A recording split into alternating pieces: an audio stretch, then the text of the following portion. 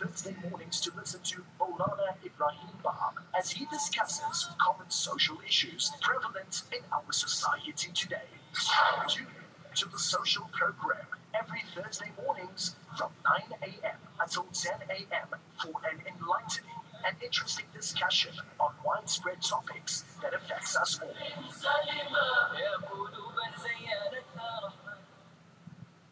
This is the social program on Radio Islam International. We are joined in studio this morning by Maulana Ebrahim Bham. Maulana, assalamu alaikum wa rahmatullahi wa barakatuh. Wa alaikum salam wa rahmatullahi wa barakatuh, and assalamu alaikum to all the listeners. It's good to have Maulana with us here in studio this morning. How are you doing, Maulana? Always good to be in studio and always good to be face to face. Alhamdulillah.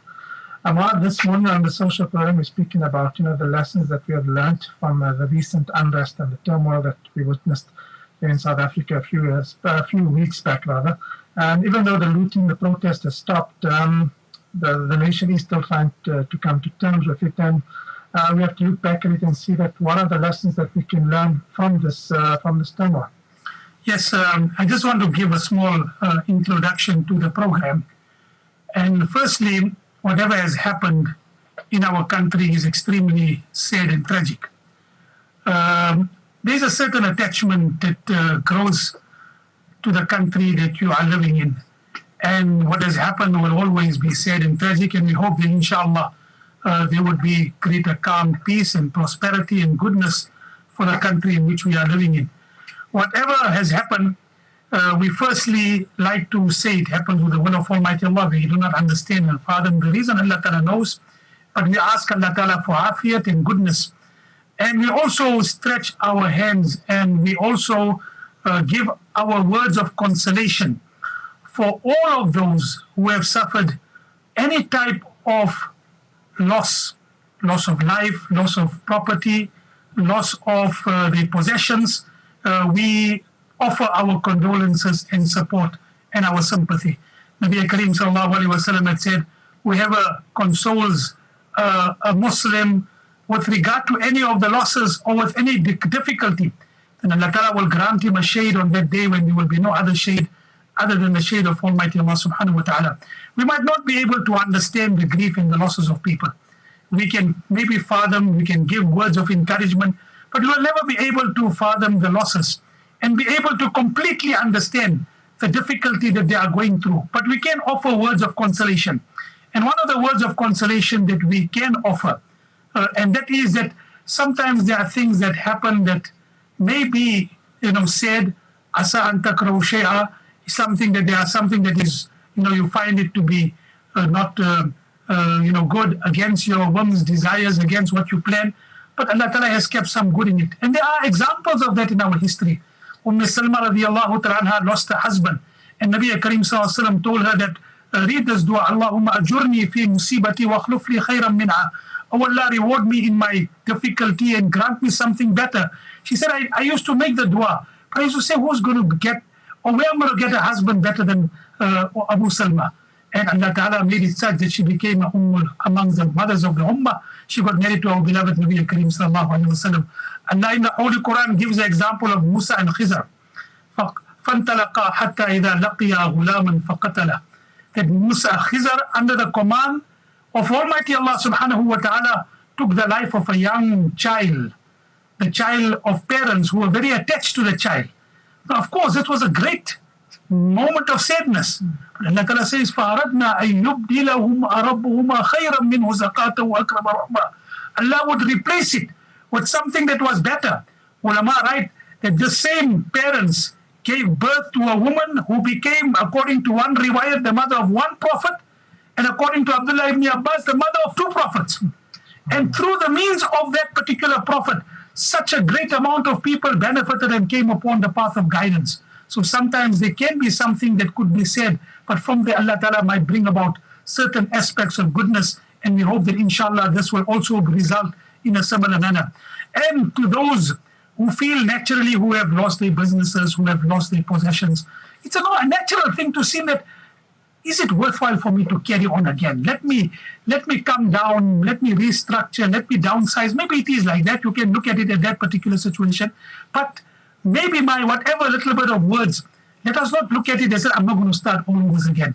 There's a hadith that comes in Abu Dawud Sharif that Nabi al-Karim sallallahu and said, مَا أَكَلَ أَحَدٌ تَعَامًا قَطٌّ خَيْرٌ مِنْ أَنْ يَأْكُلَ مِنْ عَمَلِ يَدِهِ.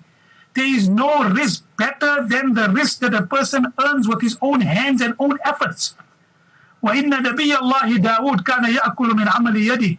Nabi Dawood alayhi salatu wasalam used to eat from the risk that his own hands, his own effort. So as much as we feel, let us look at that what you do with your own hands, your own effort, there's a barakat in it and it's part of the sunnah. And of course, there's another dimension with regard to whatever is happening. And that is that we are living in a country which is perhaps one of the most unequal countries in the world. Officially, the stats is 32% unemployment, 7.2 million people unemployed. Unofficially, it might be even much more than that. Now, we cannot resolve the entire situation with regard to 7.2 million people who are unemployed, grant them employment. But whatever is within our means, let us try and do that. Let us share. Those people whom we know within our own circles, our workers, our employees, our domestics, let us see how we can share with them to uplift them. Not only help them, but also try to uplift them in terms of providing for the education of their children. Let us continue doing that. That is our legacy. That is what Allah subhanahu wa ta'ala wants from us, and that Allah subhanahu wa ta'ala has commanded us. And maybe lastly, let me say, there were some of the situations in recent history, 70, 80 years back at the time of the partition of India, the people who remain in India were greatly in stress, greatly in anxiety, because they were being attacked. People were moving over to Pakistan. The people who were staying in India, there was a very great question mark with regard to their safety. At that particular time, the ulama at that place told the Muslims of India, stay where you are. And Hussain Ahmad Madni rahmatullah alayhi went from village to village. Many villages he went and he said, the Allah that is in Pakistan is the same Allah who is in India. He will grant you protection if you turn towards him. Abul Kalam Azad went to the Delhi Jami Masjid and he told the Muslims, remain here. This is your legacy of your forefather, and establish yourself in this particular land. Mullah Abdul Qadir Raipuri, a group of ulama went to him and he told them, we will remain here and we will make our home here and we will play our part in doing whatever we need to be to establish ourselves here in terms of our akhlaq, in terms of our contribution. And lastly, someone yesterday told me who was close to Mufti Mahmud Sahib rahmatullah alayhi, and he said it was either Mufti Mahmud Sahib or someone in that particular category amongst our ulama said that even if I'm the only one living and left alone as a Muslim in India, I will stay to give azan. I will be the only one I will give azan to be able to say that I'm going to stay here in this country and raise the flag and the kalima la ilaha illallah and be able to propagate and proclaim our Islam. Maybe that is what the type of things that we need to be doing. May Allah Ta'ala give us the tawfiq and may Allah Ta'ala make it easy for us and make it easy for everyone. Ameen. Yeah, it has been difficult for many people, but like you mentioned there, Maulana, that the lessons that we can learn from there, that after every difficulty, Allah subhanahu wa ta'ala will surely bring ease. Sometimes it comes in the form of a test. Sometimes a person loses wealth, he loses someone that is close to him. And at that moment, it's to turn to Allah subhanahu wa ta'ala, keep that positive mindset, I would say. That is very important. It can be difficult, especially if a person has lost everything, but we have to just continue going. To the listeners, you can interact with us. We want to know from your perspective as well, what are some of the lessons that you have learned during this unrest, this violence that the country has seen in this last few weeks? And let us know that what is the lesson that you think